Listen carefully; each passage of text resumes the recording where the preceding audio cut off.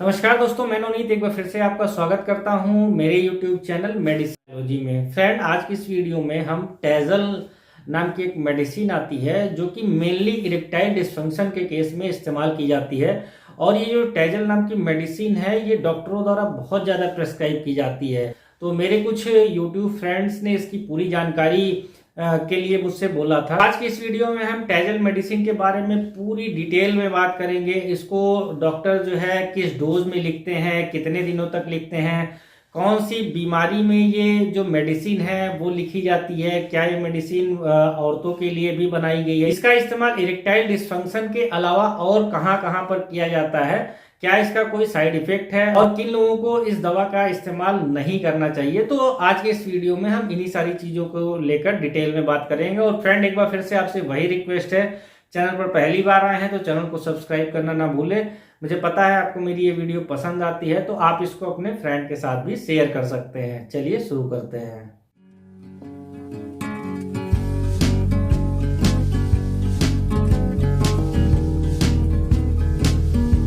टेजल medicine की अगर मैं बात करूं तो इसको डॉक्टर रेड्डी नाम की एक कंपनी है जो इसको बनाती है। डॉक्टर रेड्डी नाम की जो कंपनी ये बहुत सारे मेडिसिन जो है इंडिया में बनाती है और साथ ही साथ ये मेडिसिन को एक्सपोर्ट भी करती है इंडिया के बाहर। काफ़ी बड़ी कंपनी है, बहुत सारी मेडिसिन बनाती है। तो इसी कंपनी ने ये टेजल नाम की जो मेडिसिन है उसको बनाया है। अब ये जो टेजल नाम की मेडिसिन है बेसिकली ये 5 mg में आती है, 10 mg में आती है, 20 mg में आती है। और ये जो टेजल नाम की मेडिसिन है ये 280 रुपए के आसपास में इसका एक स्ट्रिप यानी 10 टैबलेट मिल जाएगा। और ये जो इसका मैं MRP दाम यहाँ पर बता रहा हूँ ये आज के डेट पर है, हो सकता हो आगे इसका दाम जो है वो बढ़ जाए। अब आते हैं मेन मुद्दे पर कि टेजल में कौन सा साल्ट पाया जाता है, कौन सा एक्टिव इंग्रेडिएंट इसमें पाया जाता है। तो टेजल नाम की मेडिसिन जब भी आप देखोगे तो इसके अंदर जो है टाडालाफिल नाम का एक साल्ट पाया जाता है। टाडालाफिल जिस भी मेडिसिन के अंदर पाया जाएगा वो मेडिसिन या तो 5 mg में आती है या 10 mg में आती है या 20 mg में आती है। अभी कुछ मेडिसिन ऐसी आई है जिसमें कि टाडालाफिल 2.5 mg में भी पाया जाता है। फिलहाल अगर मैं टेजल की बात करूं तो टेजल में जो 5 mg वाली मेडिसिन है और टेजल 10 mg वाली मेडिसिन है यही ज्यादा फेमस है और यही डॉक्टरों द्वारा सबसे ज्यादा प्रिस्क्राइब की जाती है। एक चीज मैं यहाँ पर यह भी बता दूं कि जो टेजल नाम की मेडिसिन है ये OTC मेडिसिन नहीं है, यानी ओवर द काउंटर ड्रग नहीं है। यानी आप मेडिकल स्टोर पर जाएं और इसको खरीद लें बिना प्रेस्क्रिप्शन के, तो ये वो वाली मेडिसिन नहीं है, ये प्रेस्क्रिप्शन मेडिसिन है। डॉक्टर इसको लिखेगा तभी आप जो है मेडिकल स्टोर से इसको खरीद सकते हैं।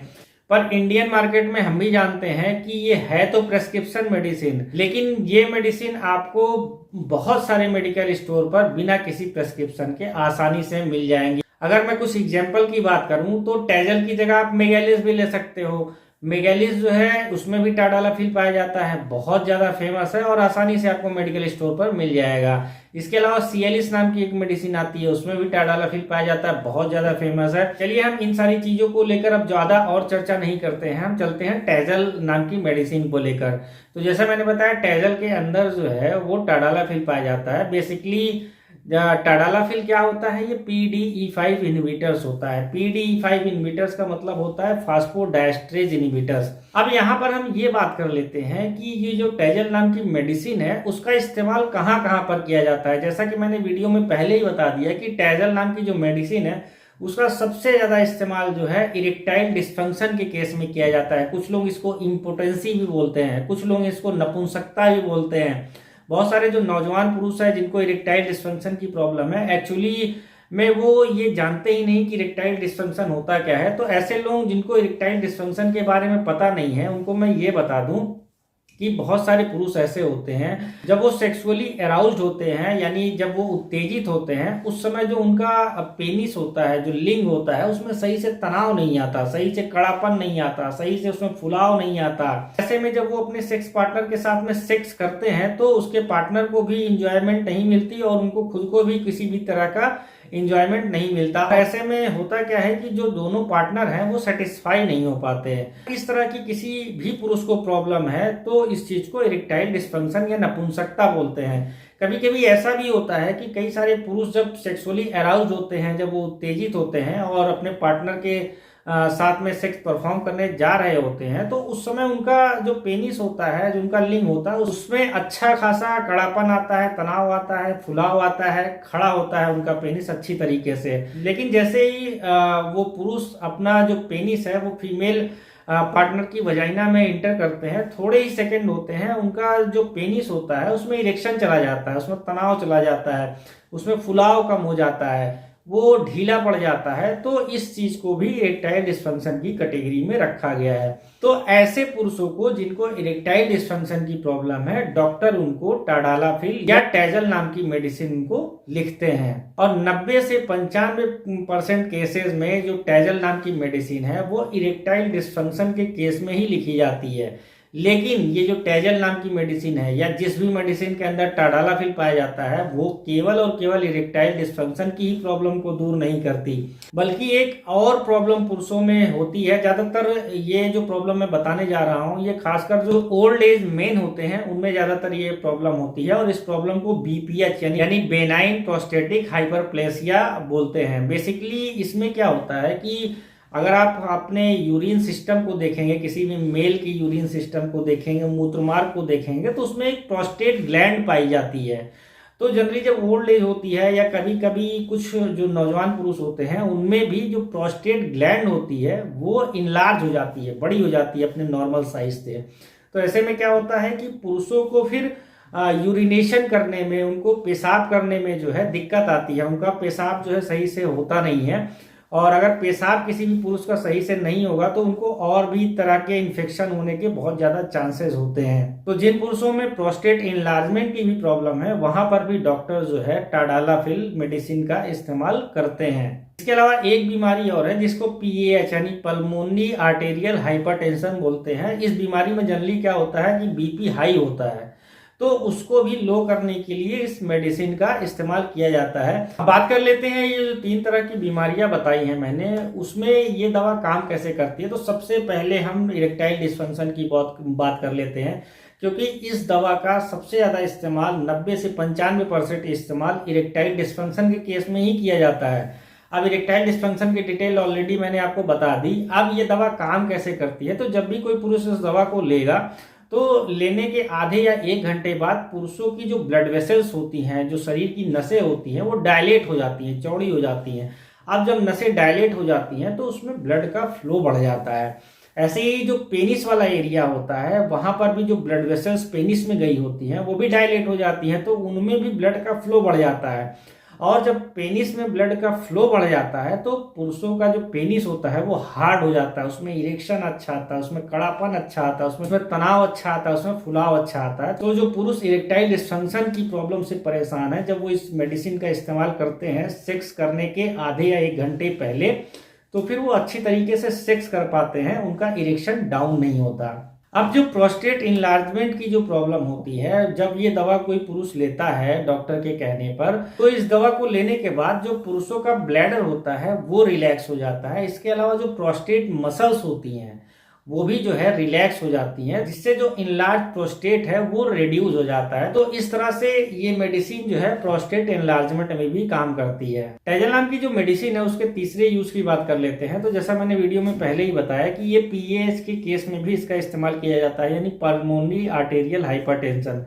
बेसिकली जब ये पीएएच की प्रॉब्लम किसी को होती है तो व्यक्ति का जो लंग्स होता है उसमें प्रेशर जो है वो बढ़ जाता है। तो जब भी व्यक्ति इस दवा का इस्तेमाल करता है तो जो लंग्स का जो प्रेशर होता है वो कम होता है, क्योंकि ये जो लंग्स में ब्लड वेसल्स गई होती है उसको डायलेट कर देता है, जिससे कि जो लंग्स का प्रेशर होता है वो रिलीज होता है और फिर हार्ट जो है उसको आसानी होती है, वो आसानी से पंप करता है ब्लड को बॉडी के और सारे पार्ट्स में।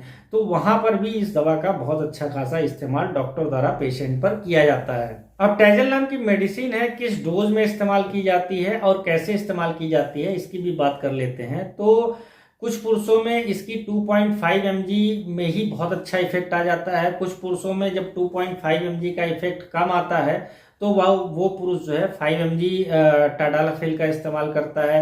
अगर जिन पुरुषों में 5 mg में भी काम नहीं चलता तो फिर वो जो है 10 mg या फिर 20 mg पे आते हैं। लेकिन अगर आप पहली बार इस्तेमाल कर रहे हैं तो आप ये ध्यान रखिए कि आप मिनिमम डोज और मिनिमम ड्यूरेशन तक ही जो है किसी भी मेडिसिन का इस्तेमाल करें। तो टाडालाफिल की जो मिनिमम डोज है वो 2.5 mg है और जो मैक्सिमम डोज है वो 20 mg है। अब जरूरी नहीं है कि आप 20 mg मेडिसिन लेंगे तो उसका बहुत ज्यादा अच्छा रिजल्ट आएगा। 2.5 mg का भी उतना ही रिजल्ट आएगा जितना 20 mg का रिजल्ट आएगा। 2.5 mg अगर आप पहली बार इस्तेमाल कर रहे हैं, अभी शुरुआत के दिनों में इस्तेमाल कर रहे हैं, तो 2.5 mg ही इस्तेमाल करिए। जब आपको लगे कि नहीं अब ये काम करना बंद कर दी है, तभी आप 5 mg, 10 mg और 20 mg पर शिफ्ट करें। अब बात कर लेते हैं इसको लेना कैसे है। तो जब भी आप सेक्स परफॉर्म करने जा रहे हो उसके आधे घंटे से लेके 1 घंटे पहले इसका इस्तेमाल करना होता है। अब ये आधे घंटे से 1 घंटे का मेरा मतलब ये है कि कुछ पुरुषों के ऊपर इसका इफेक्ट जल्दी आ जाता है, कुछ पुरुषों के ऊपर इसका इफेक्ट 1 से लेके 1.25 घंटे बाद भी आता है।